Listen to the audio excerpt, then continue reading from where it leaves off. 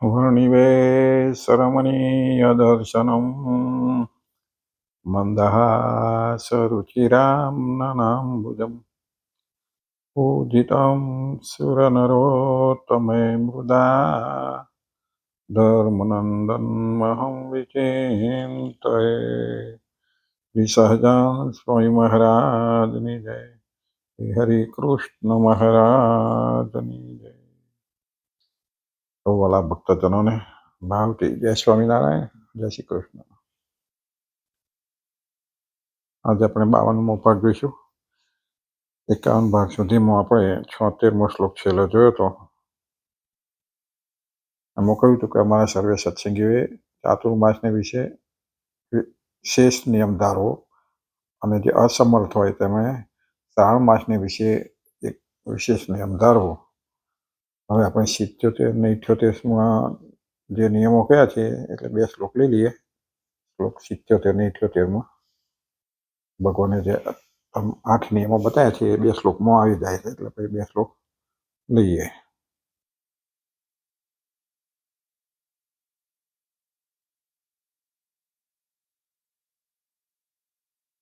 સિત્યોતેરમો શ્લોક છે વિષ્ણો કથાયા શ્રવણમ વાચનમ ગુણકીર્તનમ મહાપૂજા મંત્ર જપ સ્ત્રોતપાઠ પદિક્ષિણઃ। અને 78મા શ્લોકમાં કહ્યું છે સાષ્ટાંગ પ્રણતિશ્ચેતિ નિયમા ઉત્તમા મતઃ એતેષ્વેક તમો ભક્ત્યા ધારિણ્યો વિશેષતઃ। આ 2 શ્લોકો ગુજરાતી છે।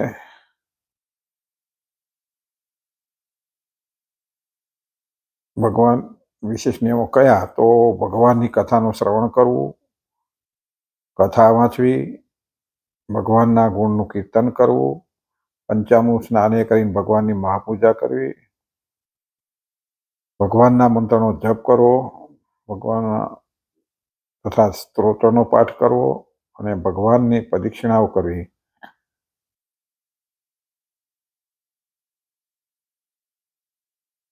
અને જે 78મા શ્લોકમાં છે એનો નિયમ છે પ્રદક્ષિણાઓ કર્યા પછી ભગવાનને સાષ્ટાંગ નમસ્કાર કરવો, એ 8મો નિયમ છે। આ જે 8 પ્રકારના નિયમો છે એ આમોએ ઉત્તમ માનેલા છે, માટે નિયમોથી કોઈ એક નિયમ ચાતુર્માસમાં વિશેષપણે ભક્તિએ કરીને ધારણ કરવો। આ 2 શ્લોકમાં 8 પ્રકારના નિયમ બતાવ્યા। ભગવાન કહે છે આ અમે ઉત્તમ માન્યા છે અને આ 8 નિયમોથી કોઈ એક નિયમ, બધા ભગવાન એવું નથી બધા નિયમો 8 કરજો, તમને યોગ લાગે એટલે, પણ એમાંથી કોઈ એક તો કરવો એમ। કોઈને 2 ફાવે 2 કરો, 3 કરો, ઘણા બધા આ નિયમોમાંથી ઘણા બધા નિયમો રોજના કરતા જ હોય, વિશેષ રોજ કરતા જ હોય। ભગવાનનો એક ને જે નિયમો એમાં કથા શ્રવણ કરવું, કથા વાંચવી, ગુણનું કીર્તન કરવું, આ રોજ કરતા હોય। મધ્યમ જતા હોય એટલે કથા સાંભળતા હોય, કથા વાંચતા પણ હોય, ભજને ગાતા હોય, પૂજા હવામ કરતા પણ મહાપૂજાની વાત છે, અહીંયા મહાપૂજા કરવી। ભગવાનના મંત્રનો જપ કરો તો માળા કરતા હોય એટલે જપ થાય, સ્ત્રોતનો પાઠ કરો તો તમને ગાલે સ્ત્રોત પાઠ કરતા હોય તો એ સ્ત્રોત થાય, પ્રદક્ષિણાઓ રોજ પણ કરતા હોય અને સાષ્ટાંગ નમસ્કાર પણ રોજ કરતા હોય। આ મોટાભાગના નિયમમાંથી 6-7 નિયમ તો તમારે રોજના થતા હોય। સામાન્ય ભક્ત જો નિયમિત મંદિર જતા હોય ને આ બધા નિયમ લગભગ થતા હોય, પણ ભગવાને કહ્યું કે આ નિયમમાંથી કોઈ એક વિશેષ નિયમ વધારે આગળ કરો એટલે તમે જે કરતા એમાં વિશેષ એટલે વધારો કરી દેવો, એ રીતે કહેવા માંગ્યા છે। આ સ્વામી શું કહે છે?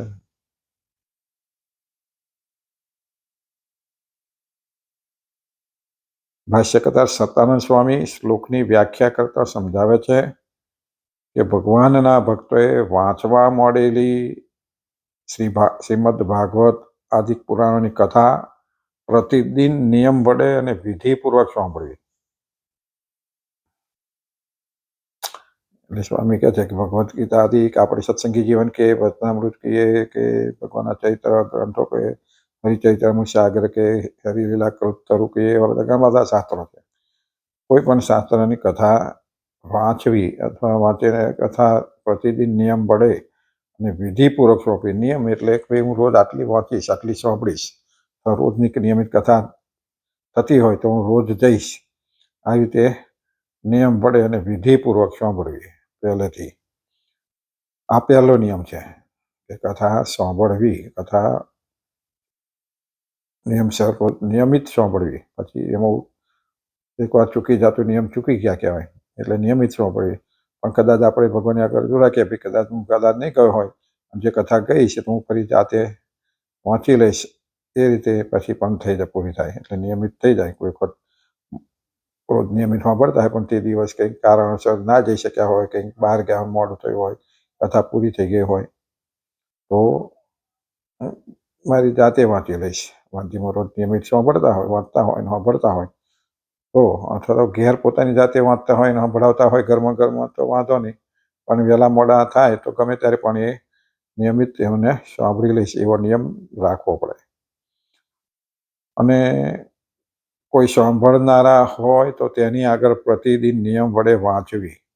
કોઈ સાંભળનારા તમે વાંચતા હોય તો બીજા 4 જણા, 2 જણા કે 1 જણ સામે બેસીને સાંભળતા હોય તો પણ કેવી રીતે પ્રતિદિન નિયમ વડે વાંચવી કે અમે રોજ સાંજે 8 થી 9, 7:30 થી 8 ગમે તે ટાઈમે અમે વાંચીશું અને સાંભળીએ, એવો નિયમ રાખો. અથવા તો હું વાંચીશ ને ઘરમાં બધા સાંભળશે, અથવા તો મંદિરમાં ભક્તો ભેગા થતા હોય ત્યાં વાંચે અને સાંભળે. એ રીતે નિયમો તે વાંચીશ અને બીજા સાંભળશે. આ એનો બીજો નિયમ છે. એટલે આવી રીતે ભગવાનની સમીપે અથવા તો કોઈ ના હોય તો ભગવાનની આગળ બેસીને વાંચીએ એટલે ભગવાન સાંભળે છે આપણી સામે પારાયણ. એટલે એ રીતની પારાયણ કરવી, એટલે કથા પૂરી કરો એટલે પારાયણ થઈ ગઈ. એ રીતે આ બીજો નિયમ છે. ભગવાનની આગળ બેસીને કોઈ ના હોય તો ભગવાનની આગળ પણ હું રોજ વાંચીશ. ત્રીજી છે પ્રાકૃત ભાષામાં રચાયેલા ભગવાનના ચરિત્રો કે ગુણોનું પ્રતિદિન નિયમ વડે કીર્તન કરવું. ત્રીજો નિયમ છે કે ભગવાનના જે ચરિત્રના પદો હોય કે ભગવાનના ગુણ કીર્તનો હોય, ભગવાનની મૂર્તિના કીર્તનો હોય, એ કીર્તનો ગાવા, કીર્તનો બોલવા અથવા ગવડાવવા, ગાય અને બીજાને ગવડાવે એ રીતે પણ થાય. અથવા તો પોતે જાતે રોજ મંદિરમાં 5 કીર્તનો બોલીશ, આ પણ નિયમ રખાય. અથવા ઘરે પણ બેઠા બેઠા ભગવાનની આગળ 5 કીર્તનો બોલીશ, એવો પણ નિયમ રખાય. એટલે આવી રીતે દિન પ્રતિદિન રોજના આટલા કીર્તન બોલીશ. કદાચ કોઈ કારણસર મોડું વહેલું થયું હોય તો જતો તો રસ્તામાં બોલી લઈશ 5 કીર્તનો. આ રીતે પણ એ નિયમ ચાલુ રાખવો પડે.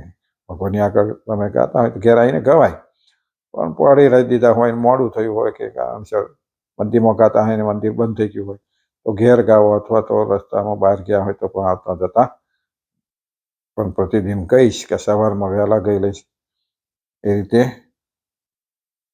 કીર્તનો ગાવા અને અથવા સાંભળવા, રોજ કીર્તનો ગવાતા હોય તો હું સાંભળીશ, એ રીતે નિયમ છે. તો આ ત્રીજો નિયમ છે. ચોથો નિયમ છે પંચામૃત સ્નાને કરી મહાઅભિષેક, મહાનૈવેદ્ય, મહાઆરતી તેને સહિત ભગવાનની મહાપૂજા પ્રતિદિન નિયમ વડે કરવી. આ ચોથો નિયમ છે.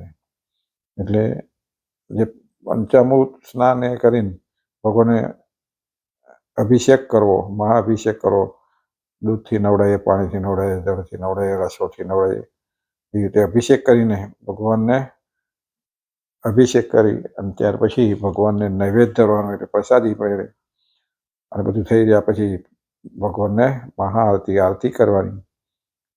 એવી રીતે ભગવાનની મહાપૂજા પ્રતિદિન નિયમ વડે કરી છે. એટલે નિયમથી આ રીતે આપણું રોજનું એ બધા કોને થાય કે જે ઘેરના ઘેર હોય અને જાતે બધું કરતા હોય, ફાવતું હોય એ કરી શકે રોજ નિયમિત મહાપૂજા. અને આ ચોથો નિયમ છે મહાપૂજા કરવાનો. પછી 5મો નિયમ છે સર્વે મંત્રોનો રાજા, જે ભગવાનનો અષ્ટાક્ષર મંત્ર, એનો જપ યથાવિધિ, યથાશક્તિ અને નિયમપૂર્વક પ્રતિદિન કરવો. ભગવાનનો અષ્ટાક્ષર મંત્ર છે આપણે તો સ્વામિનારાયણ ષષ્ટાક્ષર મંત્ર છે. સ્વામિનારાયણ સ્વામિનારાયણ શ્રી સ્વામિનારાયણ સ્વામિનારાયણ માળા કરીએ, જપ કહેવાય. તો એ નિયમ, અથવા તો ઓમ નમો ભગવતે વાસુદેવાય, ઓમ નમો ભગવતે વાસુદેવાય, શ્રી કૃષ્ણ શરણમ મમ. તમે જે યોગ લાગે એ તમારે ભગવાનનો આવો અષ્ટાક્ષર મંત્રનો જપ યથાવિધિ, વિધિસર બધી પૂજા કરીને પછી રોજ આ રીતે હું જપ કરીશ. અને માળા કરે એટલે જપ માળા થાય ને, એ જપ થાય. એવી રીતે યથાવિધિ અને યથાશક્તિ બે રોજના આટલા જપ, 100 જપ, 1000 જપ એવા જપ કરીશ. એમ યથાશક્તિ તમારી શક્તિ હોય, સમય હોય એ પ્રમાણે તમે કરી શકો ને નિયમપૂર્વક પાછો રોજનો નિયમ પ્રમાણે.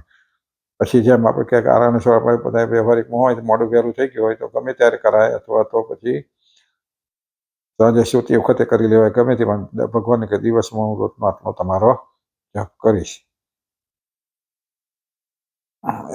પછી છઠ્ઠો નિયમ છે વિષ્ણુ સહસ્ત્ર નામ. વિષ્ણુ સહસ્ત્ર નામ એટલે જેમ આપણે વિષ્ણુ સહસ્ત્ર નામ છે એમ આપણે જન્મંગલ સ્ત્રોત છે, 108 જન્મંગલ નામાવલી છે, એમ 108 નામાવલી છે, અથવા તો એમાં પણ 1000 ને નામાવલી છે. વિષ્ણુ સહસ્ત્ર 1000 નામાવલી છે એ આપણે પણ કરી શકાય. વિષ્ણુ સહસ્ત્ર નામ જન્મંગલ નામાવલી અથવા જન્મંગલ સ્ત્રોત, સર્વમંગલ સ્ત્રોત, આપણે જે આપણું જે છે જન્મંગલ એને સર્વમંગલ સ્ત્રોત, જે બધા 1000 નામો છે એ સર્વમંગલ સ્ત્રોત. આ સ્ત્રોતનો પાઠ વિધિ પ્રમાણે રોજ નિયમિત કરવો પડે. નિયમ લો એટલે રોજ ન કરવાનો, અથવા તમે પણ એ પણ નિયમ લખો કે ભાઈ હું દર રવિવારે, તમારે વધારે નિયમ ના હોય, બીજા બધા નિયમ હોય તો પછી સ્ત્રોતનો પાઠ આખી જન્મંગલ સ્ત્રોતનામાંથી કરવા બેસી એટલે લગભગ 1.25 કલાક તો થાય. તો હું રોજ રવિવારે ટાઈમ છે રોજ રવિવારે કરીશ. આ રીતે પણ લેવાય. જે નોકરી ધંધાવાળાને સમય ના મળતો તો દર અઠવાડિયે એક દિવસ બીજા નિયમ કરી દે, પ્રદક્ષિણા આટલી કર્યા કરીશ, તો આવો નિયમ લેવો હોય પૂજાનો તો દર રવિવારે કરીશ, અથવા તો આવી રીતે પાઠ કરીશ. એ રીતે પણ લઈ શકાય.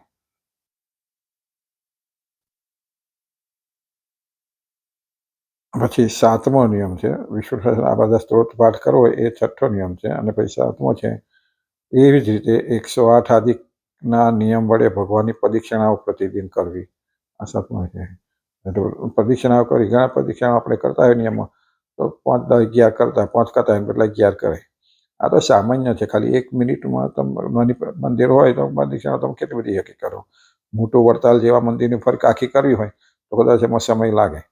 આપણે ઘરના મંદિરમાં, ઘરમાં અથવા તો મંદિર આપણા ગામના મંદિરમાં હોય તો 5 મિનિટમાં તો આપણે 10 પ્રદક્ષિણાઓ કરી શકીએ, 15 કરી શકીએ, 25 પ્રદક્ષિણાઓ થઈ શકે એવો મંદિરની સિંહાસનની આસપાસ કરી શકીએ. એ પ્રદક્ષિણાઓ એ નિયમ ના કે તમે ભગવાન નિયમ લો એટલે એની પાછળ અડધો કલાક લગભગ સમય લાગે એવો નિયમ લેવા જોઈએ કે ભાઈ હું પ્રદક્ષિણાઓ 25 કે 25, 50, 51, 100, 108 આવી પ્રદક્ષિણાઓ કરીશ. તો આ 7મો નિયમ છે. અને ભગવાનને સાષ્ટાંગ પ્રણામ પ્રતિદિન નિયમપૂર્વક કરવા. ભગવાનને હું રોજ સાષ્ટાંગ પ્રણામ કરીશ. રોજના 100 પ્રણામ કરીશ, 50 કરીશ, 25 કરીશ. સામાન્ય તો આપણે બધા સામાન્ય 5-10 કરીને થાકી જતા હોય. આમ તો રોજના કોઈક જ વધારે કરતા નહીં, બાકી 2-5 કરતા હોય. પ્રદક્ષિણા પણ 2-5 ફરતા હોય પછી જતા રહેતા હોય. આ સામાન્ય આપણો રોજનો નિયમ થયો એટલે આપણે એને વધારવા માટે 2-5 કરતા હોય તો ભાઈ 25, ઓછામાં ઓછી તો 25 કરવી જ જોઈએ, 50 કરવી જ જોઈએ. એ 10 મિનિટ વધારે થાય, એથી વધારે ના થાય. તો એવો નિયમ હોવો જોઈએ કે ભાઈ હું રોજ 5 દંડવત કરું છું, એને બદલે 11 કરીશ, 21 કરીશ, 25 કરીશ. સારું છે. જેમ છે આમ બધા મોટા યુવાના છોકરાઓ જીમમાં જઈને કસરતો કરવા કલાકો તો કરે, તો મંદિરમાં આ દંડવત કરે, પ્રદક્ષિણા કરે તો એ જીમ જ થઈ જાય. તમે રોજને તે વખતે મંદિરમાં 50 દંડવત કરો, 100 દંડવત કરો હોય કેટલો ટાઈમ લાગે? સારું શરીર ઝડપી કરતા હોય ભગવાનને તો અડધા કલાકમાં નિયમ પતી જાય. પ્રદક્ષિણાનો 2 એટલે એવો નિયમ કરો તો જીમમાં જવું ના પડે. ભક્તિની ભક્તિ થાય, શક્તિની શક્તિ મળે. એટલે દંડવત કરવા, સાષ્ટાંગ દંડવત એટલે આપણે જે શિવજીને દંડવત ઊભા થઈને શિવજીને દંડવત કરીએ સીધા, એ દંડવત કહેવાય, સાષ્ટાંગ નમસ્કાર કહેવાય. બહેનોને પંચાંગ પ્રણામ કહે છે. એટલે બેઠા બેઠા જે શરીર માથું ઝુકાવે, ભગવાન હાથ મૂકીને દર્શન કરે એમને પંચાંગ દંડવત કહે. આપણે પુરુષો સીધા શિવજીને જે ભગવાનને બધા શરીર નમાવીએ છીએ એમાં 8 અંગો આવી જાય અને સાષ્ટાંગ દંડવત પ્રણામ એને કહેવાય છે. એ રીતે આ 8 નિયમો ભગવાને ઉત્તમ માન્યા છે. શ્રીજી મહારાજ કહે છે કે 8 નિયમોમાં સાક્ષાત ભગવાનનો સંબંધ છે. તેથી પોતે ઈચ્છેલા ફળથી પણ અધિક ઉત્કૃષ્ટ ફળને આપનાર છે. આ ભગવાને માનેલા ઉત્તમ નિયમો છે. નિયમિત ભાવથી તમે શ્રદ્ધાથી કરો તો કોઈ નિયમ ખાતર તમે બધા કરતા હોય નિયમ કે આઠ લેવાના એટલે જલ્દી જલ્દી કાંઈ ભાવ ના હોય, પણ મેં નિયમ લીધો છે એટલે નિયમ પકડી રાખીએ તો એમાં ભગવાન રાજી થાય. પણ ભાવનાથી શ્રદ્ધાથી કર્યા હોય તો શું કહે છે, ઈચ્છેલા ફળથી પણ અધિક ઉત્કૃષ્ટ ફળને આપનાર છે. ખરેખર તો આપણે નિયમ કરીએ છીએ ફળની આશા રાખ્યા વગર જ કરવાનું હોય છે, પણ ભગવાન એનું ઉત્તમનું ઉત્કૃષ્ટ ફળ આપે છે. એનું ઉત્તમનું ઉત્કૃષ્ટ ફળ કયું? આ લોકની સંપત્તિ, આ લોકની સુખ આલે નહીં. જન્મ મરણ ટાળી નાખે એ ઉત્કૃષ્ટ ફળ છે. જન્મ મરણ જે ટળી જવું, તમે ભગવાનની ભક્તિ કરો, જન્મ મરણ તમારું ફરી ચક્કર જતું રહ્યું, દેવલોક કે ભગવાનની લોકનું ધામને પ્રાપ્તિ થઈ ગઈ, બાકી રીજું સત્સંગમાં ફરી જન્મ આવી કસર ટાઈમ ફરી મળે તો તમને ઉત્કૃષ્ટ ફળની જ પ્રાપ્તિ છે. આ લોકની સંપત્તિ કે બીજી બધી સંપત્તિઓ મળે એ સુખ નથી. એટલે ઉત્કૃષ્ટ ફળની ભગવાન પ્રાપ્તિ કરાવે છે. માટે આ 8 નિયમો અમે સર્વશ્રેષ્ઠ માને છે. ભગવાને એને સર્વશ્રેષ્ઠ માન્યા છે. અને ભગવાને પોતે શિક્ષા પ્રેમમાં લખ્યું ને, અમે લખ્યું ને કે આ 8 નિયમો અમે ઉત્તમ માનેલા છે. એ કારણથી 8 નિયમોને મધ્યે કોઈ પણ એક નિયમ વિશેષ કરીને અને ભક્તિ વડે એટલે ભગવાનની પ્રસન્નતાને માટે ધારણ કરવો. એટલે 8 નિયમોથી 8 નિયમ કરવા એવું નથી. તમને લાગે 2 કરો, 3 કરો, 4 કરો, પણ એમાંથી એક તો કયું છે ભગવાને, એટલે ભગવાન એક કરે એટલે ભગવાનની આજ્ઞા પડી. અને પાછું ભગવાને કહ્યું કે એક નિયમ જે લો એ નિયમ 8 નિયમ મધ્યથી એટલે 8માંથી એક કોઈ એક નિયમ વિશેષ કરીને ભક્તિ વડે ભગવાનને પ્રેમથી, ભાવથી, શ્રદ્ધાથી કરી તો ભક્તિ કહેવાય. ભક્તિ વડે એટલે ભગવાનની પ્રસન્નતા માટે જ ધારણ કરવા, ભગવાનને રાજી કરવા, ભગવાનનું વચન આદર કરીએ, ભગવાનનું વચન કહ્યું એ પ્રમાણે કરીએ એટલે ભગવાન રાજી થાય. ને રાજી કરવા માટે જ આપણે કરીએ છીએ એટલે ભક્તિ થઈ જાય. ભગવાનને રાજી કરવા માટે કરીએ અને ભક્તિ થાય. માટે પ્રસન્નતાને માટે જ ધારણ કરવો, પણ બીજી કોઈ લૌકિક ફળની પ્રાપ્તિને માટે આ વિશેષ નિયમ ધારણ કરવો નહીં. બીજી આ લોકની સુખ માટે, આ લોકની પ્રાપ્તિ માટે, કોઈ પ્રાપ્તિ માટે આવી એ નિયમ ધારણ કરવો નહીં. ભગવાન ધારણ કરો એટલે આપે છે જ ખરા, પણ જે ઉત્કૃષ્ટ ફળની ઈચ્છા હોય, ઉત્કૃષ્ટ આપણે કહ્યું એમ જન્મ મરણની મોક્ષ થઈ જવો, ભગવાનનું ધામ મળી જોઈએ, ઉત્કૃષ્ટ, એથી ઉત્કૃષ્ટ બીજું કયું હોઈ શકે? એટલે બીજે કોઈ રીતની આશા રાખવી નહીં. નિયમ ધારો કરીએ છીએ તો ભગવાનને રાજી કરવા માટે જ કરીએ છીએ. બીજા પણ જે ઉત્કૃષ્ટ નિયમોનો સ્મૃતિઓ તથા પુરાણોમાં સંગ્રહ કરેલો છે. પછી આ તો ભગવાનની ભક્તિ માટેના નિયમો કયા. એટલે આ નિયમ સિવાય પણ બધા શાસ્ત્રોમાં, પુરાણોમાં બીજા નિયમો કયા છે. ઉત્કૃષ્ટ નિયમોનો સ્મૃતિઓ તથા પુરાણોમાં પણ સંગ્રહ કરેલો છે. તે નિયમો શ્રી ભાષ્યકાર સતાન સ્વામીએ બતાવે છે. એમાં હંમેશા પોતાની ઇન્દ્રિયોને ભગવાનના સંબંધ વિનાના પંચ વિષયો થકી પાછી બારી લેવી, પણ જ્યારે ચાતુર્માસ આવે ત્યારે વિશેષ કરીને ઇન્દ્રિયોને પાછી વાળવી. આમ તો કે રોજના નિયમો તમે આપણે અંતર ઇન્દ્રિયો બધું છે એ વિષયોમાં આખો પંચ વિષયમાં રાખતું હોય તો એ વિષયોમાં પાછી વાળવી એવો નિયમ રાખવો જોઈએ કે ભાઈ હું રસના ઇન્દ્રિય છે, ધ્રાણ ઇન્દ્રિય છે, સ્પર્શની, આ બધા જે આપણે પાંચેય ઇન્દ્રિયોને પાછી વાળી લેવી વિષયોમાંથી. કે ભાઈ આડાવરું નહીં જોવું, આ ખોટું નહીં સાંભળવું, કથા સાંભળીશ આ એને પાછી અહીં કથામાં જોડી દેવી, ખોટું ખરાબ દ્રશ્યો નહીં જોવું અને ભગવાનના દર્શન કરીશ, ખરાબ નહીં સાંભળવું, ભગવાનની કથા વાર્તા સાંભળીશ, રસના ઇન્દ્રિયોમાં ગમે તે હાલતું ફરતું બહારનું કાતે બધું નહીં ખાવું, ભગવાનની પ્રસાદી ઘરનું સાત્વિક ખોરાક જ કહીશ. આ બધી છોડી દેવું, આ તરફ વાળવું તો એ ઇન્દ્રિયોને પાછી વાળી કહેવાય. પણ અહીં શું કહે છે, કદાચ તમે આ બધી રોજ ના વાળતા હોય પણ ચાતુર્માસમાં ભાઈ આમ ચાતુર્માસમાં આટલા ચાતુર્માસમાં બહારનો કોઈ ખોરાક ખાઈશ નહીં, ઘરનો જ ખાઈશ, આ એક નિયમ કહેવાય. ચાતુર્માસમાં હું આવું બહારનું કે ભાઈ વસ્તુઓ, ગ્રામ્ય કથાઓ અથવા તો ભોવાઈ જોવા અથવા કશું નહીં જોવું, ટીવી નહીં જોવું, કરીઓના ખોટી સિરિયલો નહીં જોવું, ભગવાનની કથા વાર્તા જ સાંભળીશ, આવું બધું જે લો એ ઇન્દ્રિયોને પાછી વાળવા કહેતું. તો ચતુર્માસમાં તો ખાસ કરીને ઇન્દ્રિયો પાછી વળે એવા નિયમ લેવા જોઈએ. અને ઇન્દ્રિયોને ચાતુર્માસમાં ખાસ પાછી વાળવી. અને મનુષ્યના શરીરમાં એક અહંકાર રૂપી ઝેર રહેલું છે. એ અહંકાર રૂપી ઝેરનો તો હંમેશા ત્યાગ કરી દેવો જોઈએ.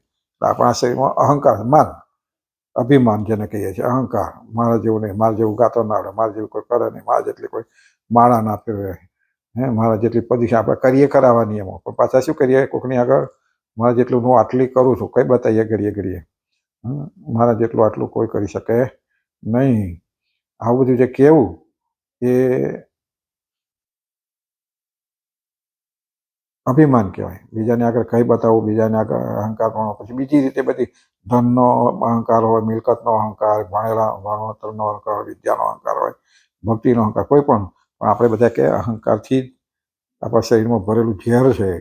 તો કે અહંકાર રૂપી ઝેરનો હંમેશા ત્યાગ કરી દેવો કે ભાઈ ચતુર્માસમાં આવું કોઈ જાતનું અભિમાન નહીં કરવું. આપણે ચાલતા હાંટતા ચાલતા ખોટું બોલતા હોય, જૂઠું બોલતા હોય, તો ચતુર્માસમાં ખોટું ના બોલે એનું બાબત ધ્યાન આપીશ. ખોટું નહીં બોલવું, જૂઠું નહીં બોલવું. અહંકાર રૂપી ઝેરનો અમે ત્યાગ કરી દેવો જોઈએ. ચાતુર્માસ આવે ત્યારે વિશેષ કરીને અહંકાર રૂપી ઝેરનો ત્યાગ કરી દેવો. અને વળી ડાયા પુરુષોએ હંમેશા સાચું બોલવું જોઈએ. પણ ચાતુર્માસમાં તો વિશેષ કરીને ભગવાનની પ્રસન્નતાના અર્થે સાચું બોલવું. આમ તો ડાયા પુરુષો બધા સાચું જ બોલતા હોય, કારણ તો વાક્ય ખોટું બોલવાની, વાક્ય ગાળો બોલવાની ટેવ પડી હોય, એટલે કે ના બોલવું જોઈએ. આમ તો ડાયાએ સત્સંગી હોય એને તો ના જ કરવાનું હોય, પણ છતાંય બોલે જતો એવું થતું હોય તો કઈ ભાઈ ચાતુર્માસમાં હંમેશા સાચું બોલીશ, ગાળ નહીં બોલવું, ઝઘડા નહીં કરવું, ઘરમાં પણ કકડાટ નહીં કરવું. આ બધા નિયમો ભક્તિમાં પણ લઈ શકાય. ઇન્દ્રિયોને પાછી વાળવા માટે ક્રોધ નહીં કરવું, અકળાઈશ નહીં. તેથી પોતપોતાના આશ્રમને અનુસારે હંમેશા વિશેષ કરીને ભગવાનની પ્રસન્નતા નથી સાચું બોલવું. વળી બ્રહ્મચર્ય કરતાં પણ બીજો કોઈ ઉત્તમ શ્રેષ્ઠ ધર્મ નથી. બ્રહ્મચર્ય પાડવું એના જેવો કોઈ ઉત્તમ શ્રેષ્ઠ ધર્મ નથી. એટલે તેથી પોતપોતાના આશ્રમને અનુસારે હંમેશા બ્રહ્મચર્યનું પાલન કરવું. આમ તો બ્રહ્મચર્ય પાડવાનું જ હોય, પણ છ ગૃહસ્થ હોય, ત્યાગીઓ પાડવાનું જ હોય. એનો તો અષ્ટ પ્રકારે બ્રહ્મચર્ય પાડે, પણ ગૃહસ્થ હોય તો ભાઈ હું ચતુર્માસ દરમિયાન બ્રહ્મચર્ય પૂરેપૂરું પાડીશ. ઉપાસના દિવસે ચાતુર્માસમાં, પરના દિવસે બ્રહ્મચર્ય પાડીશ. આ રીતે બ્રહ્મચર્યના નિયમો પણ લઈ શકાય ઇન્દ્રિયોને પાછી પાડવા માટે. એટલે ચાતુર્માસને વિશે તો વિશેષ કરીને બ્રહ્મચર્યનું પાલન કરવું. કામ, ક્રોધ અને લોભ આ ત્રણેય નરકનો દ્વાર પહેલા છે. કામ, ક્રોધ અને લોભ આ ત્રણેય નરકના દ્વાર છે. કામ એટલે સ્ત્રી આસક્તિ થવું, એને કામ કહેવાય છે. પછી ક્રોધ, અકળાવું, અતિશય ગોતા ગુસ્સે થઈ જતા, ઘડીએ ઘરમાં બહાર અકળાયેલા જ રહેતા હોય, ક્રોધ કરવો. અને ત્રીજું લોભ, અતિશય લોભ કરવો. આ ત્રણેય નરકનો દ્વાર છે, કારણ કે એ જ પાપ કરાવે આપણને. એમાં કામ તો રાજી રાખીને પ્રાણીઓનું ખરાબ કરે છે. કામ તો રાજી રાખીને પ્રાણીઓનું ખરાબ કરે છે. તેથી કામ કટ્ટો શત્રુ કહેલો છે. કામ તો કેવો છે, રાજી રાખીને પ્રાણીઓનું ખરાબ કરે છે, એટલે એને કટ્ટો દુશ્મન કહ્યો. ભગવાને સ્વતનાભૂતમાં પણ કહ્યું ને કે બધા કદાચ આ કામ લોભી, કામી, ક્રોધી પણ બોલાય, પણ કામી તમને દેખોય નહીં ગમતો. કઈક જગ્યાએ પાસે કોઈ કે કામી કદાચ ગમે, પણ જે માની છે એ બિલકુલ માની તો કે સત્સંગમાં રહે પણ નહીં. હજુ કામી તો આપણા સંસારીય વ્યવહારમાં બધા હોય છે તો સત્સંગમાં ટકે છે, પણ માની તો માન ઉપજે ને એટલે પછી ગમે તેવો હોય. આપણે બધામાં કેટલાય દાખલાઓ છે માનને લીધે સત્સંગમાંથી નીકળી ગયા હોય ને અત્યારે પણ હોય છે. માનમાં છોડી ભય ભક્તિ કરતા પણ જ્યારે માનથી એ થયા હોય ત્યારે સત્સંગ ભૂલી જાય છે, અથવા તો ખોટે રસ્તે ખોટા પડખે ચડી જાય છે. આપણા ત્યારે સંપ્રદાયમાં એવું જ છે, માનને લીધે ડખા ઉભા કરી અને ત્રણાત્રાણી કરીને કથી કહે અમેથી કહી પેલામાં એવા કેટલાય પડી ભાગ્યા છે એ માનને કારણે. એટલે કામ, ક્રોધ અને માન, લોભ આ ચારે નરકનો દ્વાર છે. એમાં કામ તો રાજી રાખીને પ્રાણીઓનું ખરાબ કરે, એથી કટ્ટો શત્રુ કહેલો છે. અને ક્રોધ પ્રાણીઓના પુણ્યને બાળી નાખનારો છે. ભગવાને ક્રોધને તો ભાવર જેવો કહ્યો, દીપડા જે કહો, સિંહ જેવો કહ્યો, કે ભલે તમને કરડે નહીં કે ના હોય, પણ હુંકારા ભરતો હોય તો એની બીક લાગે. સાપ ભલે તમને સામે ના કરી દો, પણ સામે નીકળે તો તમે આપણે ઊભા રહીએ નહીં. એટલે એવો ક્રોધ એવો છે, આ માણસને વિકૃતિ બનાવી દે, માણસનું મોઢું બદલાઈ જાય, ચહેરો બદલાઈ જાય, એવો ક્રોધ છે. ચાતુર્માસમાં તથા લોભ સર્વે પાપોનું મૂળ રૂપ છે. લોભ એ બધાય પાપોનું મૂળ છે. માટે આ ત્રણેય શત્રુઓને હંમેશા ત્યાગ કરી દેવો. ચાતુર્માસમાં તો કામ એટલે બ્રહ્મચર્ય પાસ એટલે કામ જીત્યો કહેવાય. ક્રોધ નહીં કરવું, અકળાઈશ નહીં, લોભ નહીં કરવું, લાલસા નહીં રાખવું, તો કે છે એ રીતે નિયમમાં રાખી એને ઓછું કરી દેવાય. માટે આ ત્રણેય શત્રુઓનો હંમેશા ત્યાગ કરી દેવો. પણ ચાતુર્માસમાં તો વિશેષ કરીને આ શત્રુઓને જીતી લેવા. આ બધા નિયમોને મધ્યે કોઈ પણ એક નિયમ વિશેષ કરીને ભગવાનની પ્રસન્નતાને માટે ધારણ કરવો. એટલે ચાતુર્માસમાં તો આ બધા શત્રુઓને જીતી લેવા અને આ બધા નિયમોને કોઈ પણ એક નિયમ વિશેષ કરીને ભગવાને કહ્યા બધા નિયમોથી કોઈ એક નિયમ વિશેષ કરીને ધારણ કરવો પડે. અને વળી વિશેષ નિયમો ધારણ કરવામાં આમ કહ્યું તેથી સામાન્ય નિયમો પણ પોતાની શક્તિ પ્રમાણે ધારણ કરવા જોઈએ એવું સૂચવેલું છે. અમે કોઈ વિશેષ નિયમ કરીએ એટલામાં પેલા આવી જ જાય ને કિસ્સા આવે. ના, પોતાના નિયમ જે કરતા હોય, દાખલા તરીકે 10 પ્રદક્ષિણા કરતો હોય પછી હું 50 કે 50 કરીશ તો 50 વિશેષ કહેવાય.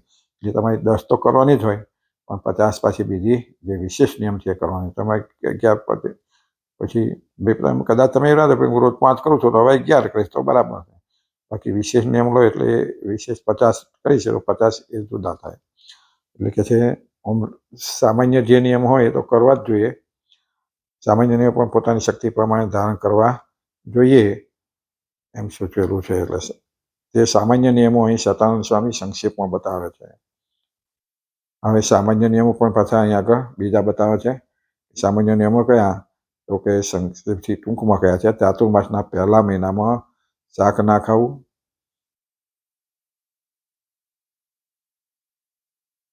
ચાતુર્માસનો પહેલો મહિનો દાખલા તરીકે પછી પહેલો મહિનો શરૂ થયો અષાઢ સુધી 11થી શ્રાવણ સુધી 11 સુધી શાક ના ખાવું.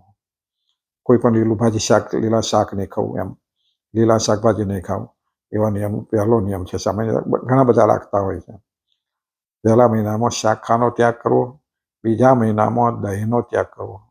બીજા મહિના આવે એટલે શ્રાવણ સુધીથી ભાદરવા સુધી એ દહીંનો ત્યાગ કરવો, એટલે દહીં નહીં ખાવું. ત્રીજો નિયમ દૂધ પીવાનો ત્યાગ કરી દો, એટલે ત્રીજા મહિને દૂધ નહીં પીવું. ભાદરવાથી આખો મહિનાની 11 સુધી દૂધ નહીં પીવું. અને ચોથા મહિનામાં જે ધાન્યમાં 2 પડ થતા હોય એવા મગ, ચણા, અડદ આદિ દ્વિદળ કઠોળના જે 2 ફાડિયા થતા હોય, દાળ પડતી હોય એમાં દ્વિદળ નહીં ખાવું, એવો નિયમ શાસ્ત્રોમાં બતાવેલો છે.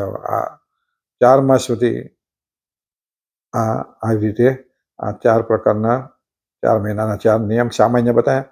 એ મોટા ભાગના ઘણા બધા લેતા હોય છે કે પહેલા મહિને શાક નહીં ખાવું, બીજા મહિને દહીં નહીં ખાવું, ત્રીજા મહિને દૂધ નહીં ખાવું, અને ચોથા મહિને કઠોળ દ્વિદળ જેવો પદાર્થ જે છે ધાન્ય એ નહીં ખાવું. પછી તે સિવાય પાછા બીજા કેવા નિયમ છે? તો પલંગ ઉપર સૂવું નહીં. ખાટલા કે ચતુર્માસ દરમિયાન ખાટલામાં પલંગમાં સૂઈ જઈશ નહીં, નીચે ભોય પથારી કરી સૂઈ જઈશ, આવો નિયમ છે. પછી વૈતાક, મૂળા, શેરડીનો ત્યાગ કરી દેવો. જામફળ જેને જમરૂક કહીએ છીએ, જે ફળફળાદી અથવા શાકભાજીમાં બિયા બહુ થતા હોય એવા શાકભાજી અથવા એમાં ફળ ના ખાવા જોઈએ. એટલે અહીંયા આગળ શેરડી છે ના ખાઈ, મૂળો નહીં ખાવો, વૈતાક એટલે રીંગણ નહીં ખાવું, જમરૂક એટલે જામફળ કહીએ છીએ એ નહીં ખાવું. એ ફળોમાં ઘણા બિયા હોય એવા ફળનો પણ ત્યાગ કરી દેવો. જે ફળમાં બહુ બિયા થતા હોય એવા ફળો પણ નહીં ખાવા. આ બધા સામાન્ય નિયમો શાસ્ત્રોમાં બતાવેલા છે. બધા વાંચો, શાસ્ત્રોનું વાંચન કરીએ બીજા તો ઘણા બધા નિયમો આ બધા. પછી તમને જે અમુક ખરાબ વસ્તુ થતી હોય એ નિયમ લેવાય. આ જેમ આગળ કહ્યું કે જૂઠું નહીં બોલવું, ખોટું નહીં બોલવું, ખરાબ નહીં બોલવું, ગાળો નહીં બોલવું, ઈર્ષા નહીં કરવું, કપટ નહીં રાખવું. આ બધું પોતાની અંદર જે દુર્ગુણો દેખાતા હોય એ દુર્ગુણના નિયમ પણ કાઢવા માટે લઈ શકાય. એને ભક્તિ ધારણ કરવી છે, ભક્તિ કરવી છે એ પોતાની જાતે પોતાના દોષો દેખાતા હોય એ દોષને કાઢવા માટેના એવા નિયમો પણ કહી શકાય. એવા ઘણા બધા સામાન્ય નિયમ લેવાય, પણ ભગવાનને આપણને જે પહેલા 8 બતાવ્યા એ 8 નિયમ ભક્તિ કરવા માટે એ 8 નિયમોથી એક ખાસ વિશેષ ધારણ કરવા. અને આ બીજા સામાન્ય ધર્મ નિયમ છે તે પોતાની શક્તિ પ્રમાણે આવા સામાન્ય નિયમો બીજા પણ લઈ શકાય. એટલે ચતુર્માસમાં ભગવાને આગળ કહ્યું કે ચતુર્માસ કેવો છે? સાત્વિક છે. અને સાત્વિકમાં કરેલું ભક્તિ બળ વધે, આપણું મન સ્થિર બને, એમાં ચિત્ત ચોંટે. એટલા માટે સાત્વિક મહિનો એમાં ખરેખર કરી જો પ્રયત્ન કરજો તો ભક્તિના રંગે રંગાઈ જવાય. પણ નિયમથી કરશો, નિયમને વળગી રહેશો તો 1-2 દિવસ નિયમ પાડીએ ને પછી 2 દિવસ પાછા ભૂલી જઈએ, એ નિયમ ના કહેવાય. ચતુર્માસ પૂરો થાય ત્યાં સુધી એને વળગી રહેવું પડે. અને એ આજ્ઞા પડે તો જ ભગવાન રાજી થાય. નિયમ લીધો ને પછી પાડો તો રાજી થાય. ભગવાન કહે કે નિયમ પાડે, એક દાડ પાડે ને એક દાડ ના પાડે તો અમને ન ગમે. એક દાડ પણ પછી સુરા ખાચર જેવો નિયમ લે કે ભાઈ ઘઉંનું નહીં ખાવું. તો ઘઉંનો ખોરાક આવ્યો, ઘણા લાડુ આવ્યા હોય તો કે કાલથી ચોખાની, આજથી ચોખાનું મેં રાખ્યો કાં ઘઉંનું. બીજે દાડ દૂધ પાક આવે મેં ચોખા હોય તો ફલાણું નહીં ખાવાનું. એવું નિયમ બદલી ના જાય. એટલે ઘણા આવા નિયમ બદલી જતા હોય, વસ્તુ દેખીને બદલી જાય. તો એવું ના ચાલે. ભક્તિ એટલે મનને ઇન્દ્રિયોને જીતવા માટે જ આ નિયમો હોય છે. એટલે ભક્તિપૂર્વક ભગવાનના વચન પ્રમાણે જો આપણે નિયમ પાડીએ તો ભગવાન ખૂબ રાજી થતા હોય. એટલે બધા ભક્તો ચાતુર્માસ આવે ત્યારે આ નિયમો ધારણ કરજો, તેમાં ભગવાનનો ઘણો રાજીપો થશે. અને બધા ભક્તોને એવી ભક્તિ વધે એવી શુભેચ્છા સાથે બધાને જય સ્વામિનારાયણ.